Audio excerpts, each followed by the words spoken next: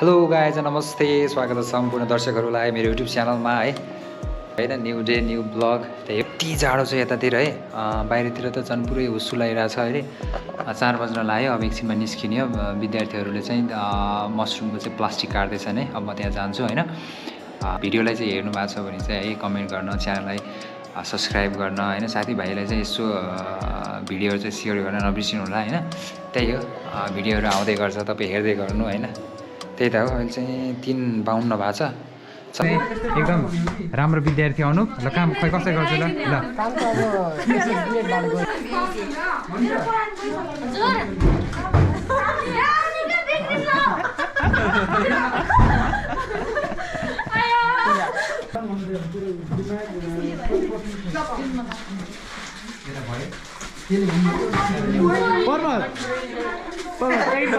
तिम्रो कपडा खाए ड्रेस है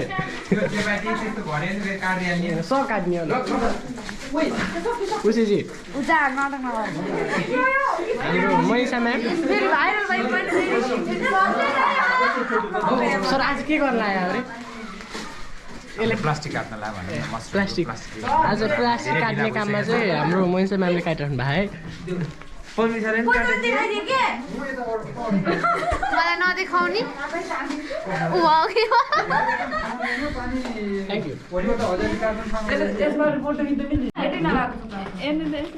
बोल त चोप्ला सरलाई पठाइदिनुलाई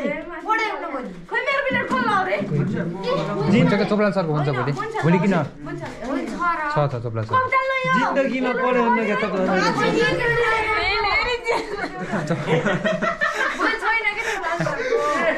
चोप्ला सर तपाईँले भिडियो हेर्नु भएको भने यो पर्वतले चाहिँ तपाईँलाई धेरै खोजिरहेको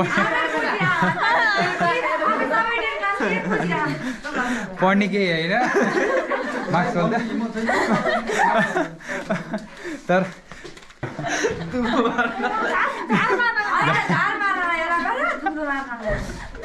हिमाल सर त्यो वरपर गर्नु छ भनेर के चोप्ला सर वरपर गर्नु छ भनेर के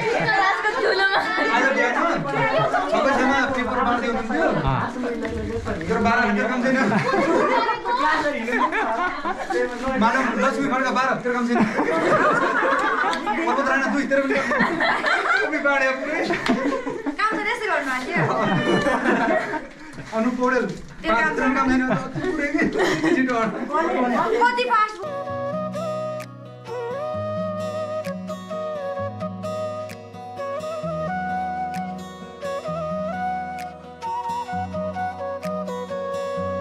ओए पर्वत यहाँ त यदि यो लड्छौँ के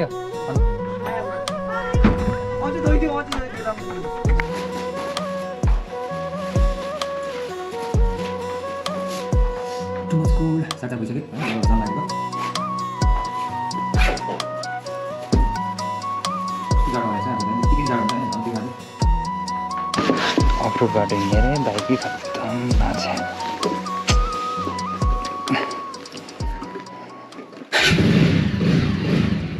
तेल चाहिँ पुरै छ क्या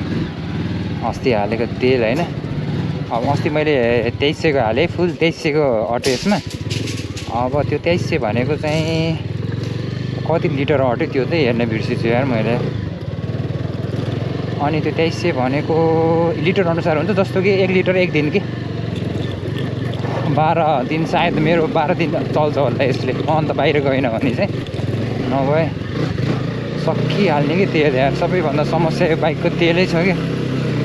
अरू त गजब छ पछाडिको टायर फेर्नु पर्ने बेला भएको छ अब त्यो त भइहाल्छ है म तल बाटो गइनँ एकदम धेरै चिसो छ यार तलको बाटो त्यो माथि त्यो बाटो है खतम छ त्यही भएको कारणले गर्दाखेरि म अब अहिले मुनडाँडाको बाटो जाँदैछु यो अफरोड बाटो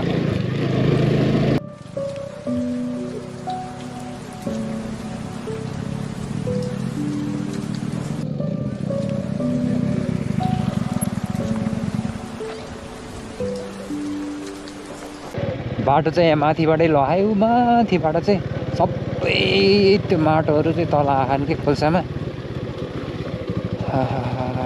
खर्काटेर आउनु भएको छ है गाउँले जीवन यही त हो यार है कहिले कता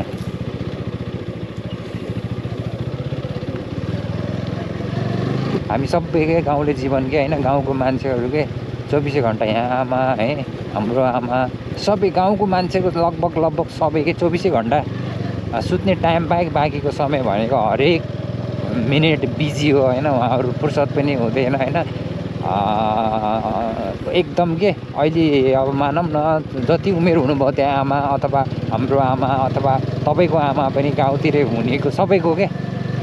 जति 50 वर्ष 55 वर्ष जति वर्ष भए पनि उहाँहरूको त्यो काम गर्ने सुरुदेखि अन्तिमसम्म उही नै हुन्छ के घर सम्हाल्न जति गाह्रो त केही होइन नि त साह्रै गाह्रो हुन्छ नि त घर सम्हाल्न त हामीलाई पो खाजा भएन भोक लाग्छ खाजा भनेको छ कति धेरै घाँस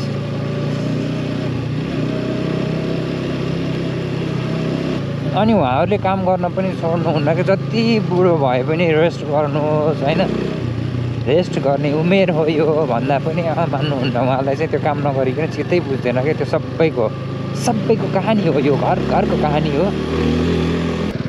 पात्याल्न भनेको यही हो क्या चाहिँ पात्याल्न बतासे डाँडा भन्छ क्या होइन पसलहरू छ सानोतिनो होटेल छ स्कुल छ पहिले सानोमा पढेको स्कुल यहीँ होइन अहिले त एकदमै धेरै स्कुलमा के अरे एजुकेसनमा चाहिँ धेरै फड्को मारेको हो कि अहिले यस्तो राम्रो टिचरहरू हुनुहुन्छ होइन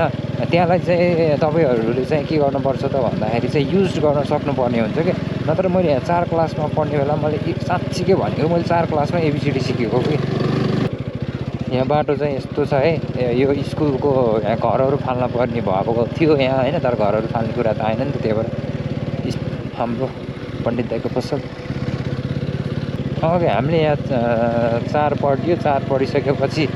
5 गएको होइन अनि त्यसपछि म बोर्डिङ खुल्यो मलरानी बोर्डिङ अनि अहिले त के हुन्छ त भन्दाखेरि सानैदेखि सिसियु छ होइन हाम्रो सबै एलकेजी युकेजी नर्सरी छ 1 2 एकदमै धेरै के मास्टर पढेको टिचरहरूले 4 5 मा पनि पढाइरहनु भएको छ होइन हाम्रो स्कुलको कुरा गर्दा पनि के होइन भनिसकेपछि जहाँ गए पनि टिचर यही नै हो पढ्ने तपाईँले मिहिनेत गर्ने तपाईँले हो होइन बेस राम्रो गराउनुपर्छ बेस राम्रो भएन भने चाहिँ पछि 9 10 मा गएर राम्रो गर्छु 11 12 मा गएर राम्रो गर्छु भनेर चाहिँ के पनि हुनेवाला छैन कि किनकि बेस राम्रो भएन भने गुदी कुरा नै के हो थाहा हुँदैन अनि माथिको थाहा भएर चाहिँ बस्नु थाहा माथिको थाहा भएर चाहिँ केही काम हुँदैन क्या त्यही भएर चाहिँ बेस बसाल्नुपर्छ बुझेर पढ्नुपर्छ है त्यही हो पहिला बागदुला पढ्दाखेरि यताबाट हिँडेर गइन्थ्यो क्या हामी नेपालीबाट उता साइडतिर बागदुला नि त 9 10 पढ्दाखेरि कति हिँड्यो यो बाटो बाफ्रे खुट्टा पनि थर काम थियो क्या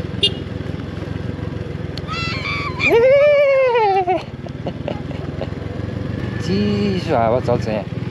सिरिरी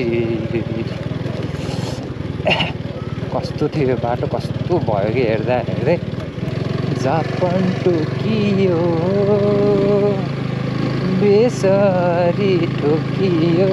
सासै रोकियो लगाइ चाहिँ त्यही हो होइन यसो गएको आएको कुरा गर्दै भिडियो होइन हाल्छु मैले दिनदिनै त्यही त हो नि होइन भिडियो हेर्नु भएको छ भने चाहिँ होइन च्यानल सब्सक्राइब गर्न नबिर्सिनु होला आफ्नो ख्याल पनि गर्नु होला जाडो छ न्यानो भएर बस्नु होला टिल देन टेक केयर है बाई बाई